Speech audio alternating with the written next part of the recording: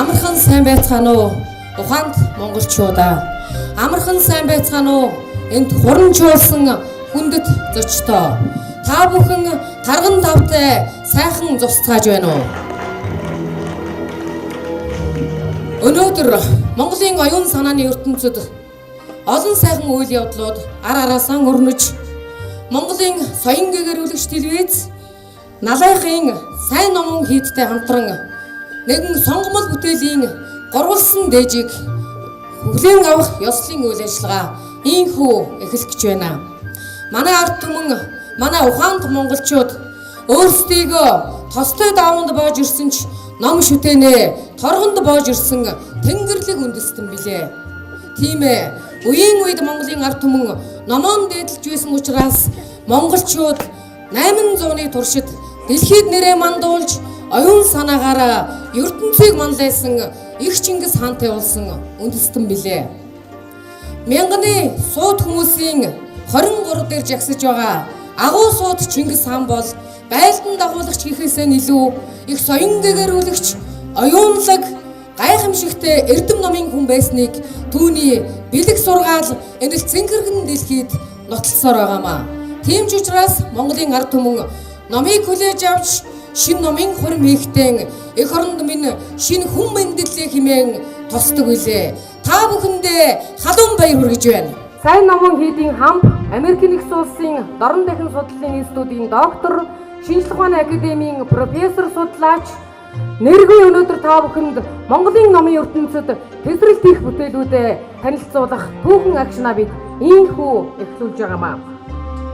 Өнөөдөр эдүүгээс 2000 жилийн өмнө хүний биеийг олсон ч агуу их гэгэрэл төрж, оюун санааны дээд түвшинд төрж, бурхан багш хэмээх алдрыг хүртсэн шагжуума хэмээх тэр гайхамшигтай соён гэгэрүүлэгчийн гэгэрэл төрсөн өдрөө. Өнөөдөр бол бурхан багшийн дүүцэн өдөр буюу оюун санааны хур цэнхэрхэн дэлхийг бүрхэж байгаа өдөр юм аа. Тийм ч учраас та бүхэн зүрх сэтгэлдээ энэхүү номыг чинхүү сүлсэж оюун санаандаа мөр бадаг болгоны шингэн ухаарна гэдэгт итгэлтэй байна.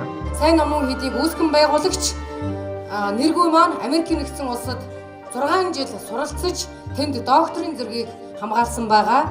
Дэлхийд дахины буддын шашны өнөөгийн байдал сэдвээр Америк нэгдсэн улсын дорн дахины институтад докторийн зэрэг хамгаалж ирээд Монголын буддын шашны өнөөгийн байдал сэдвээр шинжлэх ухааны академид судлаач профессорын цолыг хамгаалсан юм а. Энэ хүн бол шинжлэх ухаан, шашин хоёроор хөлөл хийж нэг талаас аливаа зүйлийн үндэс учрыг шинжлэх ухааны туршлага дээр ухан гаргаж, нөгөө талаас аливаа зүйлийн учир шалтгааныг буддын шашин дээр нэгтлэн гаргаж байгаа эрдэмтэн хам юм а. Ингээд та бүхний өмнө 3 номын зохиогчоо халуун галах ташилтаар угтан авцгаая.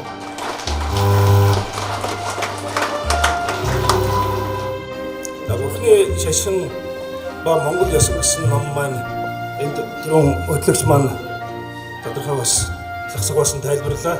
Тэгэхээр энэ ном маань гол бичигдсэн агуулга зорилго нь юутай холбогдолтой байна вэ гэхээр энэ Монголын одоо хойч үе, ирээдүйн хойч үе болсон хүүхэд багчууд энэ Монголын одоо хойч ирээдүйд одоо энэ Монголын бурхны шашны одоо онцлог нөлөөлөл Монголын уламжлалт зан заншилтайгаа ямар холбоотой байсан гэдэг талаар нь бас ойлгох зөв талаар ингэж бичигдсэн ийм ном байгаамаа. Бурхны шашин бол 3 зүйлийг одоо эрхэм болгодгоо. Ямар 3 зүйлийг эрхэм болгодгоо гэхээр үүлийн үрийг бол номлодгоороо бурхны шашин бол бус шашнаас онцлог ийм ялгаатай шашин юм байгаамаа. Хоёрд нь бол сэтгэлийг чухалчилдаг. Сэтгэлийг чухалчилдгаараа энэ бус шашнаас маш их онцгой ялгаатай. Гуравдугаарт нь ёс суртахууныг эрхэмлдэг ийм шашин юм байна. Тэгэхээр үүлийн үрийг номлодог, сэтгэлийг чухалчилдаг, ёс суртахууныг эрхэмлдэг энэ 3 шин чанар маань бурхны шашны тулгуур одоо 3 баг нь тулгын 3 чулуун болж байдаг одоо ийм учиртай. Үүний дараагаар бол нэг бичсэн ном маань энэ юуны 60 аслын сурах гэж түүх гэж юм ном байна. 60 аслын сурганы түүх гэдэг бол энэ одоо балгын нутагт байж байгаа, Непалийн нутагт байж байгаа манай одоо онтоллоор авч үзэх юм бол 5-аас 6 дугаар зууны үед бүтээгдсэн одоо юм том бүтээл одоо шашны эртний одоо их тийм түүхтэй том сураг байж идэг. Тэгээ энэ сураг маань одоо өнөөдрийг хүртэл балга одоо Непалийн нутагт сүндэрлэж одоо дэлхийн олон орны жуулчид одоо сонирхсан сонирхож мэрэгжид мөргөжид очиж одоо ингэж мөргөдөг ийм сураг байж байгаа. Тэгэхээр манай монголчууд гэсэн одоо эрт дээр үеэсээ бас 60 насны сургуульд мөргөн гээд одоо тэмээнжийн хөдлөлөд 2-3 жил хүртэл одоо явж тэр сургууль төрч эргэл мөргөл хийж ирж байсан ийм одоо түүхтэй. Ер нь бол дээр үеийн одоо сүмээд ламдар ер нь эртний монголчууд бол 60 насны талаар бол одоо маш их тийм мэдлэгтэй, мэдэгдэхүүнтэй тэрний өвөг түүхийг их сайн судалдаг, сонирхдаг ийм байсан байгаа. Үүний дараагаар энэ дөрвөд аман захиалгын чуулган гэдэг энэ ном байж байгаа. Энэ номыг болохоор одоо манай энэ доктор Бачгийн Гатуугай бас нэлээд 7 жилийн судалгаа өөрсдийн одоо энэ өвөг түүх энэ баримт материалуудыг нэлээд цуглуулж байгаа. Ер нь энийг бас ном болгож энэ олонний хүртэл болгож энэ бол яагаад гэвэл Монголын уламжлалт бас зан заншил тэгээд өв соёл энэ зүйлүүд бол одоо ер нь мартагдаж орхигдохын хэмжээнд бол одоо өрхнээ. Тийм учраас энэ Монголын бас тэр тусмаа энэ ойд Монголын одоо энэ түүхийг бас нэг баримтжуулаад ингээд сурвал одоо ном болгож гаргая. Эдэмжилгээний бүтээл цуглаж гаргая гэсэн. Тэгээд энэ дээр бас би өөрийнхөө санаа бодлыг зарим нэг одоо судалсан зүйлүүдэд харуулж ингээд Гатуугайтай хамтраад энэ ном гарсан байж байгаа. Ном маань үндсэндээ 5 бүлгээс бүрдсэн. Нэгдүгээр бүлэг нь болохоор одоо бурхны сургаалаар сэтгэлээ засч амьдралаа дадуулах гэж. Энэ бурхны шашин хүний амьдралд ер нь хүний сэтгэлийг засахад ер нь ямар үүрэг оройл гүйцэтгэх талаар бурхны одоо сургаал номлоос энгийн хэлбэрээр одоо дэлгэрүүлж тайлбар бичсэн ийм зүйлүүд байж байгаа. За тухайлх юм бол одоо ер нь бидний өдөр тутмын одоо өөрсдөө мэддэг хэрнээ бас мэддгүү тийм нарийн зүйлүүдийг тодорхой гаргаж тайлбарлах талаар одоо ингэж бичсэн. Энэ бол нэгдүгээр бүлэг нь хамаарч байгаа. Хоёрдугаар бүлэг нь бол ер нь бурхны шашны одоо энэ онол сургаал гэдэг энэ зүйлүүд ер нь хүний амьдралд ямар одоо үр нөлөө өгдөг юм. Ер нь монголчууд тэр тусмаа монголчуудын зан заншил ахуй нөхцөл энэ байдалд ер нь бурхны шашин маань одоо ямар хэлбэрээр ингэж холбогдож хоршиж одоо ингэж явж исэн одоо юм түүх замналтай юм гэдэг талаар бас энэ номд минь одоо 2 дугаар бүлэгт бичигдсэн байж байгаа. За 3 дугаар бүлэг маань одоо Монголын одоо бурхны шашны ёс зан заншил энэ түүхтэй холбогдолтой зүйлүүд маань энэ гадна талаасаа ер нь ямар хэлбэр хийжтэй харагддаг. Тухайлх юм бол одоо бид олон төрлийн одоо шашны эд зүйлсийг бол зүгээр хараад нүдээр хараад бол энэ шашны одоо эд зүйлс гэдэг талаас нь ойлгодог болохоос биш. Яг тэр одоо нарийн одоо энэ зүйлүүд рүү ороод ирэхлээр тэрний утга учир энэ зүйлүүдийг бол одоо тийм нарийн төгс мэддэг үе юм байна. Тэгэхээр энэ талаар нь бас одоо зураг ууц одоо гаргаж ирж нарийн бас тайлбар таниулсан ийм бүлэг орж байгаа. Дараагийнх нь болохоор энэ ёс заншилтай холбогдолтой. Ер нь монголчуудын одоо ёс заншил гэдэг бол шашинтай бол одоо маш их холбоотой. Ялангуяа бурхны шашин бол Монголын одоо уламжлалт олон зуун жилийн одоо зан заншил өв соёл болсон энэ зүйлтэй бол одоо сашгүй холбоотой учраас энэ Монголын зан заншлын талаар бол одоо энэ бурхны шашин холбогдолтой энэ зүйлүүдийг тайлбар танилцуулсан ийм бүлгүүд орсон байж байгаа. Дараагийн нэг бүлэг нь болох 5 дугаар бүлэг нь юу вэ гэхээр энэ бурхтуудын олон дүр төрх байдал бид одоо хэдийгээр бурхан шүтэн одоо гэр орондоо залдаг сэтгэлдээ шүтэж биширдэг ч гэсэн эннийхээ тайлбар энэ мөн чанар энэ зүйлүүдийг бол одоо бас нэгэн одоо ухаж ойлгохтой бол одоо бас нэг тийм нарийн мэдгэдэггүй байдаг учраас эдгэрийн бол одоо гарал үүсэл энэ монголчууд ер нь ямар гол шүтэн бурхтуудыг бол шүтжсэн байна гэдэг талаар нь бас тайлбар хийж одоо ингэж гаргасан ийм зүйл байгаамаа. Тэгэхээр бол одоо бурхны шашин гэдэг бол одоо монголчуудын үндэсний зан заншлыг хадгалсан ийм шашин болж ирсэн. Монголд бол оронд бурхны шашин 3 удаа дэлгэрэлттэй бол хамгийн сүүлийн удаа 16 дугаар зууны хагасаас одоо 20 дугаар зууны ихэнх үеийг хүртэлх хугацаанд бол одоо шашин оргил үедээ хүртэл одоо ингэ дэлгэрч ирсэн ийм түүхэн цаг үед бол одоо монголчууд бол бурхны шашныг одоо өөрийн болгож дэлгэрүүлж одоо ёс зан заншилтаа хадгалж ингэж одоо авч үлдсэн ийм одоо улс үндэстэй юм байна. Тэгэхээр өнөөдрийн одоо энэ бидний 3 номын нээлт хийж байгаа үйл ажиллагаа маань бас их сайхан бэлэг дэлбэрэлтэй ийм өдөр тохиож байгаа. Бурхан багшийг их дүүцсэн өдөр гэдэг бол 3 том үйл явдал бол одоо давхцсан энэ сайхан өдрийг хэлж байгаа. Бурхан багш одоо дээд тэнгэрд түшита гэж одоо дээд тэнгэрийн орноос замбуу төв заларч мэндэлсэн энэ өдөр бол одоо шинийн зуны ихэнх сарын шинийн 15-ны өдөр байдаг. Энэ бол одоо нэгдүгээр их том үйл явдал. Хоёрдугаар том үйлс нь болох юм бол Бурхан багш 29 наснда бяцлал даяаны мөрийг хөөж яваад ингээд 35 наснда гэгэрэл утгийг олж одоо Бурханы утгийг олж гэгэрэлд хүрсэн. Энэ бол одоо мөн зуны ихэнх тэргүүн сарын шинийн 15-ны бэлэг дамбралтай энэ сайхан өдөр тохиосон. Ингээд 81 сүдэртэйд энтхийн одоо бүшийн нагаар гэдэг газар гаслангаас нөхцөл нирвандурыг үзүүлж ертөнцийн мөнх хүсийг үзүүлсэн. Тэгэхээр энэ гурван одоо үйл явдалд давхцсан энэ одоо шинийн 15-ны бэлэг дамбралтай сайхан өдөр гурван номын нээлт хийж гурван номын одоо ийм номын хөрөм хийж байгаа маань одоо үнэхээр их тийм ачаал бүгдэлтэй ийм сайхан зүйл болж байна.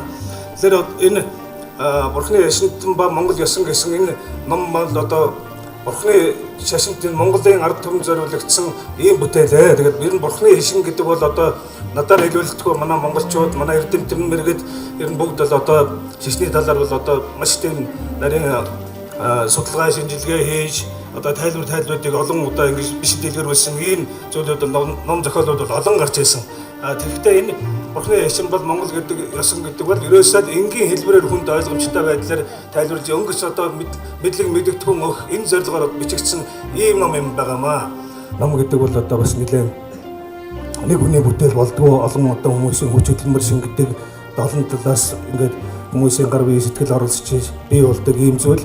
Тэгэхээр энэ номыг бүтээхэд бас одоо Бурханы яшинт ингээд энэ номыг бүтээхэд манай одоо Батхуугийн төвшин гэж залуу санаачил гаргаад одоо энэ дээр бас гар бие оролцоод зураг доторх номын зураг мөргийг одоо сайхан зурж хийж бүтээж өгөө. Тэгээд манай Болбаатар лам байж байгаа. Энэ Болбаатар лам маань л одоо бас энэ ном дээр бас намтран ажиллаад ингээд энэ тав үдийн гар дээр очиход энэ номыг бас сэтгэл оюунаа гаргасан. Ингээд ном дурдсан их олон хүмүүс байж байгаа. Энэ хүмүүст одоо бүгд нь бас баярлал талархснаа илэрхийлээ. Энэ номнуудыг бол одоо ингээд хийж бүтээхэд бас тийм санхүүгийн дэмжлэг тусалцаа энэ бүх зүйл дээр бол одоо өвлгийн эзэн болсон ах トゥ нартай бас их баярлал талархснаа илэрхийлээ. Тэгээд энэ дөрвөд одоо намын зохиолын чуулган гэдэг энэ номыг бол одоо манай ээж бас надад заавар зөвлөгөө сургамжаа өгч одоо энэ тал дээр нь бол одоо ийм үг төгтэй байсан. Ийм одоо яс зан заншлын бас тодорхой оруулах хэрэгтэй. Энийг нь бол одоо ингэж орхигдуулж болохгүй гэдэг энэ талаар бас сайхан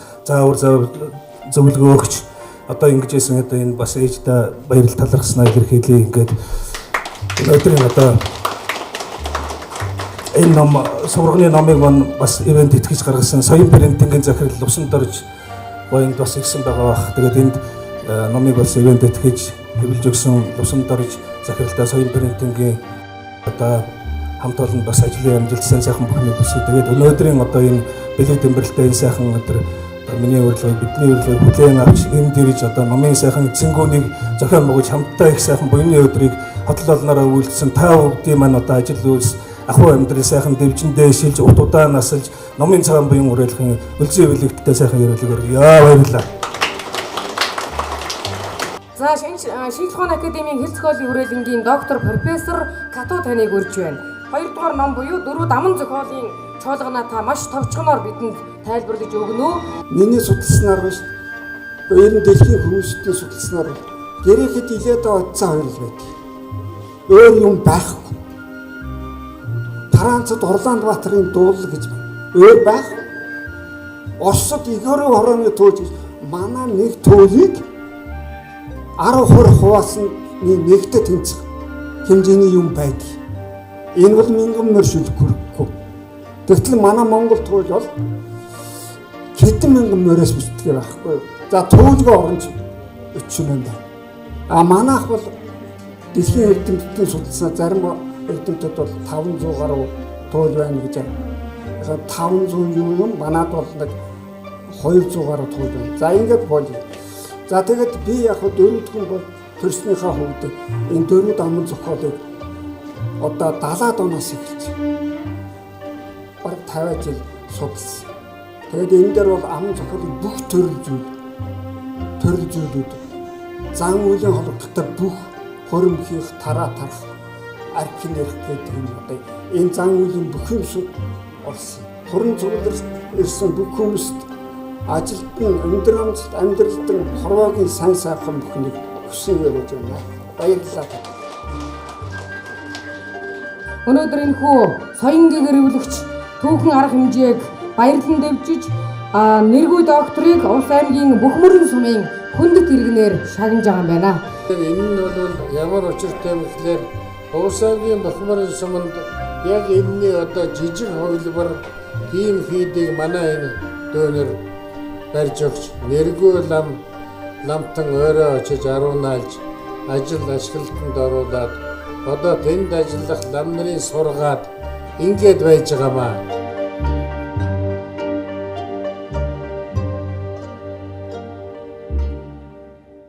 Тэгээд энэ сайхан хүүг төрүүлсэн энэ их хүн ямар сайхан хүн хүүхдүүд төрүүлж өгсөн юм бэ? Та бол Монголд одоо Монголын ард түмнийг биелүүлдэг, гэрэлтүүлдэг тийм хүүхэд төрүүлж өгсөн байх шүү. Тэгээ бодож байна. Энэ ерөнхийдөө бол гадны тохиолдолд энэ дотоод байдлыг ажиглахад бол энэ сүм болвол харьцангуй цэвэр байна. Би барууны том сүмүүд дээр удаагаар явж ирсэн. Цаашдаа иннээс гоё болох хэрэгтэй юм. Сүм болвол. Энэ талаасаа бол надад нэгэн тийм эерэг сэтгэл төрүүлж байна. Нэг хоёрдугаар энэ номыг бас харьцангуй нь харлаа. Энэ болж байна. Энэ хүү байж болно. За ингээд би бол ийм ажил харуулж байгаа юм. Нэгдүгээрт нь Монгол улсын оюуны шатрын хайкуут тийм ээ.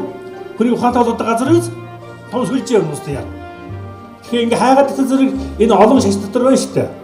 Яг энэ сүсгтнийхаа оюун ухааныг хөгжүүлдэг хүчийг сэрээчээ гэж ингэж зүтгэдэг ганцхан шишин байгаа. Тэр нь бодсон шиг байгаа шүү. За энэ нь маш чухал. За би бас нэг зүйл хариуцдаг. Монгол улсын ирээдүйн судлаг юм хариуцдаг. Би өөрөө дэлхийн ирээдүйн судалдаг нийгмийн гишүүн хүн. Надтай хамт 31 мянган дэлхийн шилдэг бүтэн байгаа юм. Дэлхийд. Дэлхийд. Тэнд бол энэ ирээдүй ярьдаг байхгүй юу? Гэтэл манай буддын шин бас ирээдүй ярьдаг. Сонирхолтой манай буддын шин бол ингээд майдэр бүхэн ярьдаг байхгүй юу? Майдэр бол хаан та хүрээдээ гэдэг цаанаа ингээд жижиг тараа намж амбал яадаг шүү дээ. Тэгэж ирэхгүй. Судалж шинжлэх ухаанаар ирнэ. За энэ тухайд бол надтай хамтран ажил болж маш их байна. Энд бол ингэж хэлж байгаа юм шүү. Энэ сүсэг бишэл гэж нэг юм байна. Энэ 31 дээр байна. Шагжим нь хэлсэн шүү. Сиддата Гаутам хэлсэн шүү, тийм ээ. Сүсэг бол чухал гэж хэлсэн байна. Тэгтээ миний ном сургаалыг сүсэг сэтгэлээр бүх хязгаарлаа. Мөнхөр сүсгээ шүтэж үнэн ухаараас ташаарч өөрийн сэтгэлийг бохирдуулан сэвтэхгүй захиагсан байх шүү. Вот. Харж гинөө. Мөнхөр сүсгээр бичээ. Энэ номыг уншаад ингээд энэ ирж байгаа хүмүүс энийг уншаад учрыг олоод энэ чинь их гоё юм байгаа юм. Би ийм ном уншиж гэгээр нь соён гэрлийн тэр нэрсэг үзэж гэгээр нь хийх ёстой байхгүй юу? Ирээд энэ сураа хэвчтэй. Ямар тийм байх юм бэ? Тэгэхээр одоо энэ сүсэгтнээ өөрчлөөр байна. Асар том соёлын өвийг бүтээж биш төвийг тэрнээс гадна асар том оюуны өвийг түгээж байгаа ийм одоо их буйны газрыг бүтээсэн нэргүүдээ чин сэтгэлийн угаас баяр хүргээд за энэ их сайхан хүүхдүүдийг төрүүлсэн ээжт нь одоо би маш их баярж байгаагаа илэрхийлье. Одоо та бүхний өмнө Монгол улсын соёлын гавь сэтгэлтэн нэр сэтгүүлч Монголын оюун санааны ертөнцид 60 гаруй номон бүтээн үлдээж байгаа Готвын Акимыг үг хэлнэ хэмээн урьж байна. Ном бол хүмүүсийг уулзуулдаг. Нэргүй хүүгийн буйнаар одоо та бүхэнтэй би уулзж байна гэж ойлгож байна. Хэлтэй үл хөлтэй гэж ярьдаг. Олон хэл мэднэ гэдэг бол монголчууд ярьдаг.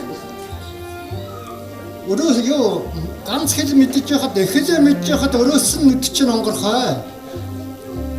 Гадны ахаад нэг хэл мэдхэд чинь юу хоёр нүд чинь нээгднэ. Гурав дахь хэл мэдхэд бэлгийн мэлми чинь нээгднэ гэж монголчуудын ярьдаг юм аа. Гэхдээ зэрэг 5-6 хэл мэдэж одоо тэр төвшөнд номоо тойрвна гэдэг бол одоо гайхамшиг юм аа гэж би бол дотроо бодож байна. Монголын чуучин нэг тесрэгтэйгээ зэрэг айхтар тесэрдэг штэ. Ухаан Бурхан багшийг Монгол гаралтай гэж одоо дэлхийг бараг хүлээн зөвшөөрөх гэж байгаа юм шүү. Балбын мон огтон гэж байдаг. Тэдүүд өөрсдөө Монгол гэж үздэг. Бурхан багш маань тэр Монгол хотоос гаралтай юм байна. Тэгээ Америкийн багш Английн нэг эрдэмтэн энэ талаар бичиж дэлхийд засжээ. Гэх мэтлэнгээр ингээд монголчууд чинь нэг тесрэлтэйгээ зэрэгэл айхцар тесрэлтэй болсон юм байна да. Бас одоо ирээдүйн яны хэзээ гарахыг бид мэдэхгүй байна да.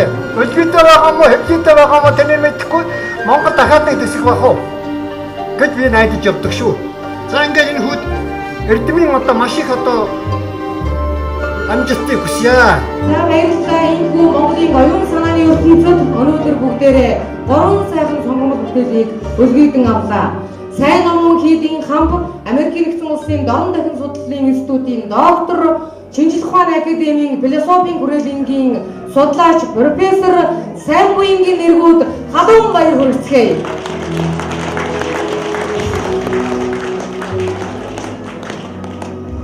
Хурдан хөлгийн давхан дунд гин голох хүүгийн хиймрээр босгох ирээдүйд эх орон минь бий. Хүчит дэлхийг уярах хөөрхөн охтын айланд хүйн аюун холбоотой эх орон минь бий. Чингисийн Монголд төрсөн 1 сая хүүхдийн соён гэгээр үлцгээе монголчуудаа. Баярлалаа та бүхэнд. Дараа дахин уулзлаа. Баярлалаа.